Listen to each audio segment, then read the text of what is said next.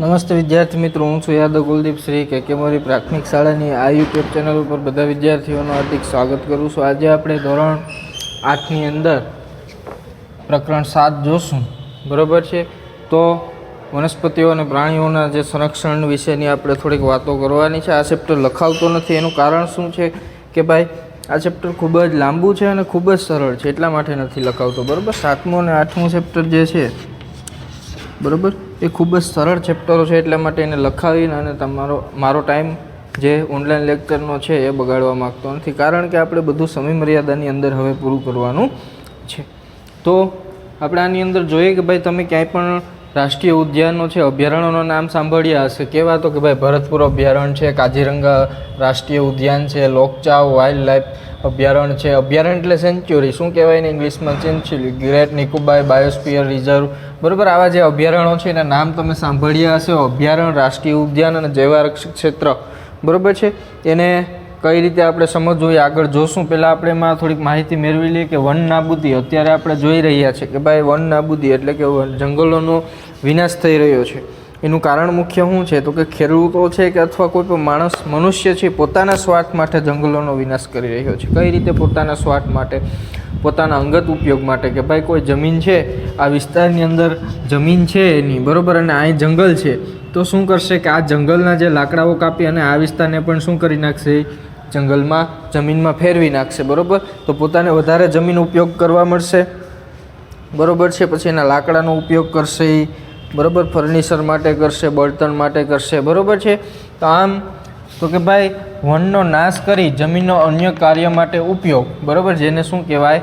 One નાબૂદી, બરાબર છે। પછી ખેતીવાડી માટે પણ એ જમીનનો ઉપયોગ થાય, પછી લાકડાઓનો ઉપયોગ કારખાનાઓના નિર્માણ માટે પણ થાય કે ભાઈ જમીનમાં શું, પછી ફર્નિચર ક્યાંથી બને છે તમને ખબર છે? બળતણ તરીકે પણ એનો ઉપયોગ થાય। હવે વન નાબૂદીના કારણો, કે ભાઈ વન નાબૂદીના કારણો, તો એનાથી શું થશે? એની અસરો, બરાબર છે। તો અસરો, વન નાબૂદીની શું આવશે અહીં? અસરો, કે ભાઈ એના લીધે શું થશે? તો કે ભાઈ જેમ જેમ વન, આપણે ખબર છે કે ભાઈ પૃથ્વી પરનો જે ઓક્સિજન છે, બરાબર છે, એ કોણ પૂરો પાડે છે? તો કે જંગલો, વનસ્પતિ, વૃક્ષો પૂરા પાડે છે। હવે જો જંગલો જ નહીં હોય તો શું થશે? ઓક્સિજન આપણને મળશે નહીં। હવે ઓક્સિજન નહીં મળે, બરાબર છે, એટલે કે આપણા સ્વાસ્થ્યને પણ નુકસાન થશે, બરાબર છે। પછી પ્રદૂષણ વધશે। પ્રદૂષણ કઈ રીતે વધશે? તો કે ભાઈ તમને ખબર છે કે કાર્બન ડાયોક્સાઇડનું શું કરે છે? વનસ્પતિ શોષણ કરે છે। રાતના સમયની વાત નથી કરતો, કારણ કે રાતના સમયમાં આવું થતું નથી, બરાબર છે, કે ભાઈ હવામાં રહેલો, કે જે કાર્બન ડાયોક્સાઇડનું શોષણ કરે છે તો એનું પ્રમાણ વાતાવરણમાં કોણ ઘટાડે છે? તો કે વૃક્ષો ઘટાડે છે, બરાબર છે। તો વૃક્ષો ઘટાડે છે, તો વૃક્ષો જ નહીં હોય તો શું થશે? કાર્બન ડાયોક્સાઇડ વધે, બરાબર, કારણ કે વૃક્ષો કાર્બન ડાયોક્સાઇડ લે છે ને, પણ જો વૃક્ષો જ નહીં હોય તો વાતાવરણનો કાર્બન ડાયોક્સાઇડ કોઈ લેવાનું નથી શ્વાસોશ્વાસની અંદર, તો એ પડ્યો રહેવાનો છે ને, બરાબર। એટલે કાર્બન ડાયોક્સાઇડ વધશે। હવે કાર્બન ડાયોક્સાઇડ વધશે એટલે કાર્બન ડાયોક્સાઇડ વધે એટલે પૃથ્વીનું તાપમાન વધે, અને પૃથ્વીનું તાપમાન વધે જેને આપણે ગ્લોબલ વોર્મિંગ કહીએ છીએ। શું કહીએ છીએ? ગ્લોબલ વોર્મિંગ કહીએ છીએ। હવે જળસ્તરમાં પણ શું આવશે? ઘટાડો આવશે, બરાબર। પૃથ્વીનું તાપમાન ઘટશે એટલે કે જળનું જે સ્તર હશે એમાં પણ શું આવશે? ઘટાડો આવશે, જેથી કેવી સ્થિતિ સર્જાશે? દુષ્કાળ જેવી સ્થિતિ સર્જાશે। બીજું રણ નિર્માણ થશે। રણ નિર્માણ એટલે કે કઈ રીતે? તો કે જો વૃક્ષો ઘટશે એટલે જમીનનું ધોવાણ વધે, કારણ કે આપણી જમીન છે અહીં આવેલી છે, અહીંથી પાણી આવે છે, પણ અહીં વૃક્ષો હશે તો એ પાણીને જમીન તરફ આવતા અટકાવશે ને, પાણી ઓછું આવશે તો આ જમીનનું ધોવાણ ઓછું થશે ને। પરંતુ જો એ વૃક્ષો નહીં હોય તો આ જમીનનું શું થઈ જશે? ધોવાણ થઈ જશે। જમીનનું ધોવાણ થશે એટલે શું? કે ઉપરની જે સારી ફળદ્રુપતાવાળી માટી છે એ ધોવાઈ જશે, જમીનના જે ફળદ્રુપના જે પોષક તત્વો છે એ પણ ધોવાઈ જશે, બરાબર છે। એટલે ઉપરનું સ્તર આવી જશે, બરાબર, એમાં પોષક દ્રવ્યો નથી, પછી એ જમીન આપણી કંઈ કામની નથી, જેને શું કહેવાય? રણ, જેથી શું થશે? રણ નિર્માણ પણ થશે, બરાબર છે। પછી જળ સંગ્રહ ક્ષમતા ઘટે। જમીન જે જળ સંગ્રહ ક્ષમતા એટલે જળ ધારણ કરી રાખવાની જે ક્ષમતા છે એમાંય ઘટાડો થાય, પૂર જેવી સ્થિતિઓ સર્જાય। પછી એના પછીનો મુદ્દો છે વન તેમજ વન્યજીવોનું સંરક્ષણ। એના પહેલાં આપણે જીવાવરણ ભણી લઈએ કે જીવાવરણ કેને કહેવાય? આપણે પૃથ્વીના જે વાતાવરણ જીવાવરણ, બરાબર, મૃદાવરણ, આ બધી તમે સામાજિક વિજ્ઞાનની અંદર ભણતા હશે તો એમાંનું એક છે જીવાવરણ. જીવાવરણ કોને કહેવાય? કે જે આવરણની અંદર અત્યારે આપણે રહીએ છીએ એ ભાગને કયું કહેવાય? જીવાવરણ કહેવાય. કે ભાઈ પૃથ્વીનો એ ભાગ કે જ્યાં સજીવો શું કરે છે? અત્યારે વસવાટ કરે છે, એ ભાગને કયો? જીવાવરણ કહેવાય. જૈવ વિવિધતા કોને કહેવાય? જૈવ વિવિધતા તો કે પૃથ્વી પર જોવા મળતા વિભિન્ન સજીવો, તેઓની વચ્ચે આંતર સંબંધ અને તેઓના પર્યાવરણ વચ્ચેનો સંબંધ. કે ભાઈ પૃથ્વી ઉપર અલગ અલગ પ્રકારના સજીવો જોવા મળે છે ને, કોઈ એક પ્રકારનો સજીવ જોવા મળતો નથી, બરોબર છે. તો એ સજીવોમાં વિવિધતા, બરોબર છે. તો કે ભાઈ સજીવો તો કે ઘણા પ્રકારના, અસંખ્ય પ્રકારના સજીવો જોવા મળે છે. માણસ, સિંહ, વાઘ, ભેંસ, બકરી, ઉંદેડો, બિલાડો, બરાબર, આવા અસંખ્ય પ્રકારના જે વિભિન્ન પ્રકારના જોવા મળે છે, બરાબર. એના વચ્ચેના આંતરસંબંધ કેવાઓ છે, સંબંધ કેવા છે એના વચ્ચે, બરાબર. એનો પર્યાવરણ વચ્ચેનો કેવો સંબંધ છે કે ભાઈ અમુક જે સજીવ છે એને ગરમી ખૂબ અનુકૂળ આવે છે, અમુકને શું ઠંડી ખૂબ અનુકૂળ આવે છે, બરાબર. તો એનો પર્યાવરણ વચ્ચેનો જે સંબંધ છે, બરાબર, એને શું કહેવાય? જૈવ વિવિધતા કહેવાય. પછી છે વનસ્પતિ અને પ્રાણીઓ તેમજ તેમના નિવાસનોને સંરક્ષણ માટે સુરક્ષિત જાહેર કરવામાં આવે છે તેવા ક્ષેત્ર માટે જૈવ અભયારણ્ય, રાષ્ટ્રીય ઉદ્યાન અને જૈવ આરક્ષિત ક્ષેત્ર કહે છે. કે ભાઈ આ જે સજીવો છે એનું આપણે જાળવણી તો કરવી પડે ને, બરાબર. તો એના નિવાસનો એટલે કે જે રહેતા હોય જગ્યાઓ, આપણું નિવાસ તંત્ર કેવું છે? તો કે આપણું ઘર, બરાબર છે.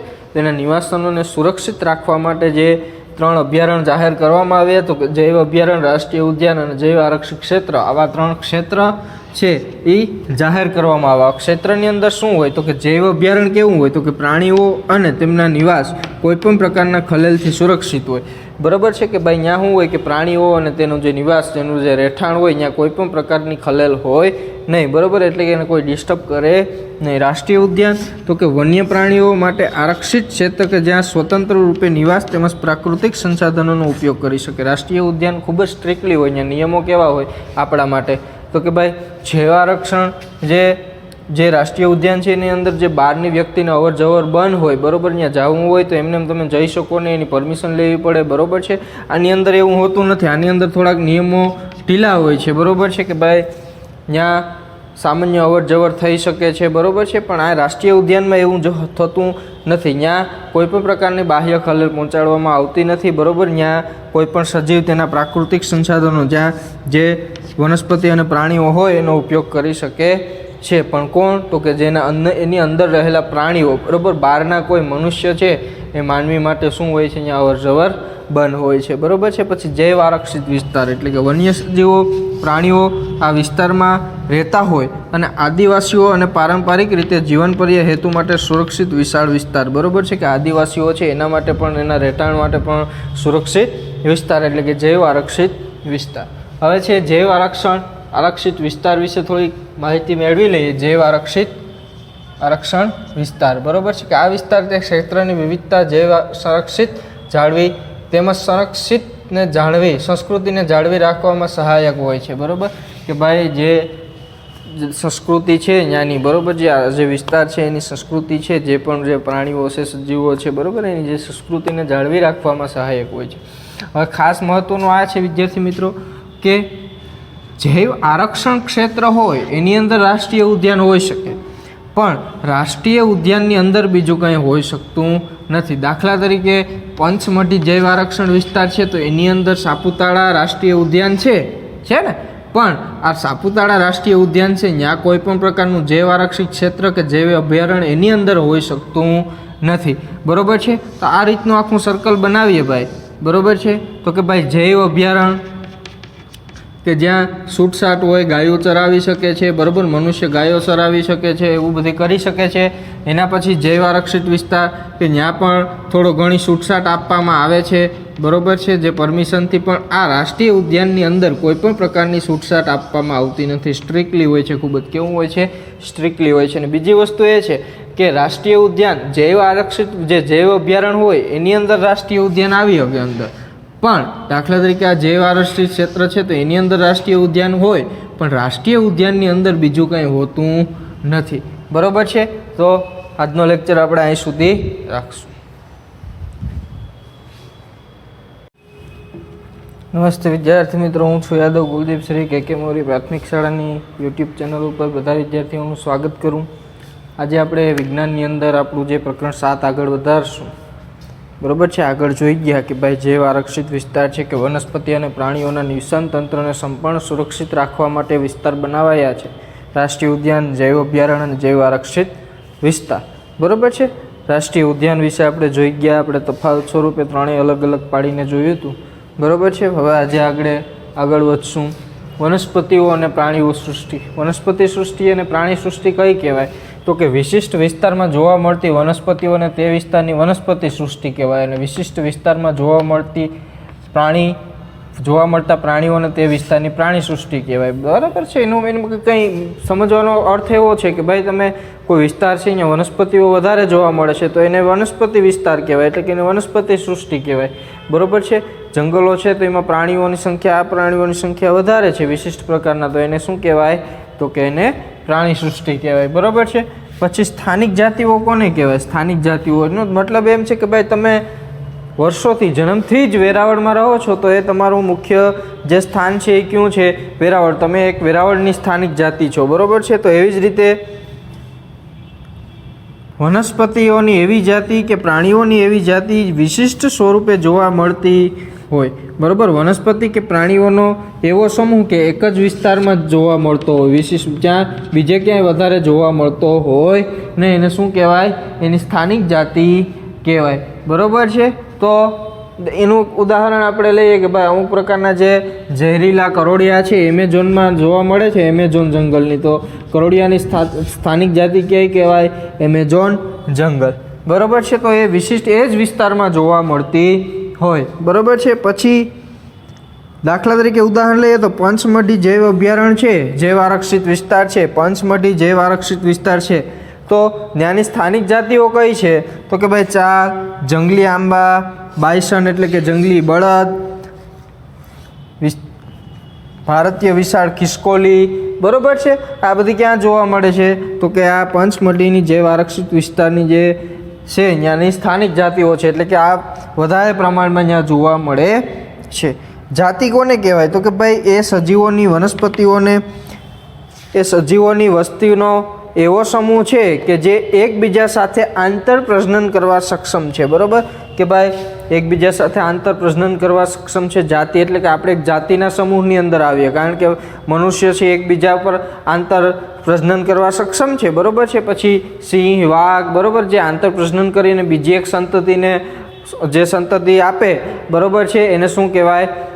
જાતિ કહેવાય, બરાબર છે. કે ભાઈ પ્રજનન કરીને બીજા એક પ્રાણીની જે ઉત્પત્તિ આપે, સંતતિ આપે, એને શું કહેવાય? જાતિ કહેવાય, બરાબર. તો હવે એમાં આપણે આગળ બધું જાણીએ જ છીએ, બરાબર છે. પણ હવે વન્ય પ્રાણી અભયારણ્ય કે જ્યાં વન્ય પ્રાણીઓ સુરક્ષિત તેમજ સંરક્ષિત રહે તેને વન્ય પ્રાણી અભયારણ્ય કહે છે. કે ભાઈ વન્ય પ્રાણીઓ છે એને સુરક્ષિત, સંરક્ષિત, બરાબર છે, એને રહેવું પડે, કારણ કે હવે દિવસે ને દિવસે અમુક પ્રાણીઓની જાતિ લુપ્ત થતી જાય છે. આ લુપ્ત થતી જાતિઓને ધ્યાનમાં રાખી અને સરકારે જૈવ આરક્ષણ ક્ષેત્ર, રાષ્ટ્રીય ઉદ્યાન અને જૈવ અભયારણ્યોનું જે નિર્માણ કર્યું છે, કારણ કે અહીંયા વન્ય પ્રાણીઓ છે જે સુરક્ષિત અને સંરક્ષિત રહી શકે. સુરક્ષિત એટલે પોતે સુરક્ષિત અને બીજાના દેખરેખ હેઠળ સંરક્ષિત વિસ્તારમાં રહી શકે. અત્યારે કેટલીક પ્રાણીઓની એવી જાતિઓ છે કે જે દિવસે ને દિવસે લુપ્ત થતી જાય છે. કેવી જાતિઓ? તો કે ભાઈ કાળું હરણ પહેલાં જોવા મળતું, અત્યારે જોવા મળતું નથી. શ્વેત આંખોવાળું હરણ પહેલાં જોવા મળતું, અત્યારે જોવા મળતું નથી. હાથી, સોનેરી બિલાડી, ગુલાબી શીશવાળું બતક, કાદવમાં રહેતો મગર, અજગર, ગેંડો વગેરે આજે શું થતું જાય છે? લુપ્ત થતું જાય છે. હવે આપણે રાષ્ટ્રીય ઉદ્યાન વિશે જોઈ લઈએ કે પર્યાવરણનું સંપૂર્ણ નિવસન તંત્રનું સંરક્ષણ કરવા માટે પર્યાપ્ત છે. કે ભાઈ પર્યાવરણનું જે આખું નિવસન તંત્ર છે એનું સંરક્ષણ કરવું હોય તો રાષ્ટ્રીય ઉદ્યાન શું છે? પર્યાપ્ત છે, બરાબર છે. સાતપુડા છે, સાતપુડા એ ભારતનું પ્રથમ રાષ્ટ્રીય ઉદ્યાન છે. એક માર્કમાં પ્રશ્ન પૂછાય કે ભારતનું પ્રથમ રાષ્ટ્રીય ઉદ્યાન કયું છે? તો કે સાતપુડા છે, બરાબર. હવે વાઘ છે, વાઘની જાતિ જેમ જેમ લુપ્ત થતી ગઈ, બરાબર, એવા માટે સરકારે જે પ્રોજેક્ટ ટાઈગરને અમલમાં મૂક્યો, બરાબર. તો વાઘના સંરક્ષણ માટે પ્રોજેક્ટ ટાઈગર અમલમાં મૂક્યો. સાતપુડા છે, સાતપુડા જે રાષ્ટ્રીય ઉદ્યાન છે ત્યાં શું હતું? તો કે ભાઈ અત્યારે જે નાશ થયેલ જે વાઘ છે એના એવું સંરક્ષણના લીધે શું થઈ ગયું? તો કે વાઘની સંખ્યા અહીંયા વધતી ગઈ રાષ્ટ્રીય ઉદ્યાનમાં. ક્યાં? સાતપુડામાં. પણ સિંહ, હાથી, જંગલી ભેંસ, સાબર જે શું થતા ગયા? ત્યાં લુપ્ત થતા ગયા છે, બરાબર છે. હવે આ 1 માર્ક્સમાં ખાસ 1 માર્કમાં પૂછાઈ શકે કે નાશપ્રાય જાતિ કોને કહી શકે, તો કે લુપ્ત થઈ શકે તેને નાશપ્રાય જાતિ કહે છે, બરોબર છે। કોણ લુપ્ત થઈ શકે છે હાલમાં, તો કે જો વાઘની સંખ્યા દિવસે ને દિવસે ઘટતી જાય છે તો એ લુપ્ત થઈ શકે છે, બરોબર છે। પછી પક્ષીઓની વાત કરીએ તો ચકલીઓની સંખ્યા ઘટતી જાય છે તો એ લુપ્ત થઈ શકે છે, બરોબર છે। હવે red data book, red data book શું છે ભાઈ? રેડ ડેટા બુક તમે એમ પૂછાય કે રેડ ડેટા બુક વિશે લખો તો તમે એમાં લખી શકો કે ભાઈ રેડ ડેટા બુકમાં નાશપ્રાય જે જાતિઓ છે એનો શું રાખવામાં આવે છે? ડેટા રાખવામાં આવે છે, બરોબર છે, કે કઈ જાતિ લુપ્ત થવાના આડે ગાળે છે, કઈ જાતિ લુપ્ત થઈ ગઈ છે, એ બધી માહિતી કઈ બુકમાં સરકાર રાખે છે? તો કે રેડ ડેટા બુકની અંદર રાખે છે। અને અલગ અલગ જાતિઓ માટે હરણની રેડ ડેટા બુક અલગ હોય, બરોબર છે, સાબર છે તો એની રેડ ડેટા બુક અલગ હોય, એમ અલગ અલગ જાતિઓ માટે અલગ અલગ પ્રકારની રેડ ડેટા બુક હોય છે। હવે સ્થળાંતર, હવે જેમ જેમ વાતાવરણનો બદલાવ થાય ભાઈ, પક્ષીઓ છે એક સ્થળેથી બીજા સ્થળે સ્થળાંતર કરે છે, એનું કારણ શું છે કે અમુક જે વાતાવરણનો બદલાવ છે, ઠંડી ગરમી, બરોબર છે, આના લીધે શું થાય છે કે પક્ષીઓ એક સ્થળેથી બીજે સ્થળે છે અને પોતાના ઈંડા મૂકવા માટે સ્થળાંતર કરે છે। શું કરે છે? સ્થળાંતર। અહીંયા પક્ષીઓ રહે છે તો આ બાજુથી અહીંયા આ વિસ્તારથી આ વિસ્તારમાં આવવું એને શું કહેવાય? સ્થળાંતર। તો શું કરે છે કે અહીં ભાઈ વાતાવરણનો બદલાવ થયો એટલા માટે પક્ષી ઉડી અને આ બાજુ આવીને પોતાના ઈંડા મૂકે છે, બરોબર। તો પ્રાણીઓમાં આવા પ્રકારનું સ્થળાંતર જોવા મળતું હોય છે। હવે કાગળનું રિસાયકલિંગ, કાગળનું સાયકલિંગ એટલે શું કે ભાઈ તમારે વૃક્ષોને કાપવા બચાવવા હોય તો કાગળનું સાયકલિંગ શા માટે કરવું જરૂરી છે? કારણ કે વૃક્ષો, આપણે જે કાગળનો ઉપયોગ કરીએ છીએ કેમાંથી બને છે? વૃક્ષોમાંથી। કઈ રીતે બને છે કે ભાઈ તમારે 17 વૃક્ષો કાપવા પડે, 1 ટન કાગળ બનાવવા કેટલા વૃક્ષો કાપવા પડે? 17 વૃક્ષો કાપવા પડે, બરોબર। તો એવું તો તમે વિચારી શકો છો કે 18 ટન છે, લાખોના મોઢે છે ટન એ વૃક્ષો જે કપાતા હોય, કારણ કે કાગળ પણ એવડું બનતું હોય, બરોબર છે। તો એક કાગળને 5 થી 7 વખત રિસાયકલ કરી શકાય છે, એટલે કે પાછું એને કાગળમાંથી જ પાછું કાગળ મેળવી શકાય છે, બરોબર છે। તો આપણે આ રિસાયકલિંગની જે પ્રોસેસ છે એ વધારવી જોઈએ, કારણ કે જેનાથી વૃક્ષોનો શું થાય? બચત થાય। પુનઃવનીકરણ, પુનઃવનીકરણ એટલે શું ભાઈ? તમે એવું વિચારો છો કે ભાઈ મારે સારું પુણ્યનું કામ કરવું છે, મારો આજે જન્મદિવસ છે ને મારે સારું પુણ્યનું કામ કરવું છે, તો તમે તમારો જ્યારે જન્મદિવસ હોય ત્યારે 5 વૃક્ષો વાવો। કેટલા વૃક્ષો વાવો? 5 વૃક્ષો વાવો, બરોબર છે। તો તમે તમારા જેટલા જન્મદિવસ, દાખલા તરીકે તમારા 50 જન્મદિવસ હશે તો તમે 250 વૃક્ષો વાવીને જશો। કેટલા? 250 વૃક્ષો વાવીને જશો। તો એક વ્યક્તિ 250 વૃક્ષો વાવે તો તમે વિચાર કરો કે આ કાર્ય ખાલી 1 લાખ વ્યક્તિ દ્વારા કરવામાં આવે તો પુનઃવનીકરણ થઈ શકે છે। આ તો મારી રીતે ઉદાહરણ આપું છું। પુનઃવનીકરણ એટલે પાછા જંગલોની સ્થાપના થઈ શકે છે, બરોબર છે। તો પુનઃવનીકરણ એટલે કે વૃક્ષો વાવવા જોઈએ, વાવવાથી પાછા વનીકરણ થાય એટલે કે જંગલોનું પાછું નિર્માણ થાય, બરોબર છે। અત્યારે આપણે વધતો જતો જે ટેકનોલોજીનો ઉપયોગ છે, જે આપણે મોબાઈલો છે, કોમ્પ્યુટર છે, બરોબર છે, ટીવી છે, એનો ઉપયોગ કરીએ છીએ, એનાથી પક્ષીઓને બહુ નુકસાન થાય છે, બરોબર છે। તમે પિક્ચરો જોતા હશે તો એમાં પણ એક પિક્ચરમાં આવે છે કે ભાઈ જે જંગલના જે ઊંચા ભાઈ જે મોબાઈલના જે ઊંચા ટાવર છે એના લીધે પક્ષીઓ નાશ પામે છે, તો એ વાત સત્ય છે, એમાં કંઈ ખોટું છે નહીં। એનું કારણ એવું છે કે ભાઈ જે ટાવરો છે, મોબાઈલમાં કવરેજ જે આવે છે રેડિયેશન ફેંકે છે। શું ફેંકે છે? રેડિયેશન। હવે રેડિયેશનના લીધે પક્ષીઓ મૃત્યુ પામે છે, બરોબર છે। પતંગ છે તો આપણે પતંગ ઉડાડીએ છીએ તો એવું કહેવામાં આવે છે કે ભાઈ ધ્યાન રાખવું જોઈએ પક્ષીઓનું, બરોબર છે। તો પતંગ ન ઉડાડવાથી પણ કંઈ ફેર પડતો નથી, બરોબર છે। તમે પતંગ ન ઉડાડો અને પક્ષીઓનો જીવ બચતો હોય તો પતંગ ન ઉડાડવી જોઈએ, બરોબર છે। એમાં કંઈ એવું કંઈ નથી કે ભાઈ પતંગ ઉડાડશો એટલે આપણે એવોર્ડ મળી જશે, એવું તો કંઈ છે નહીં, બરોબર છે। તો આપણે આપણી રીતે સમજી અને પર્યાવરણનું બચત કરવી જોઈએ। આ ચેપ્ટરનું સ્વાધ્યાય તમારે એક વખત લખી અને પાકું કરવાનું છે।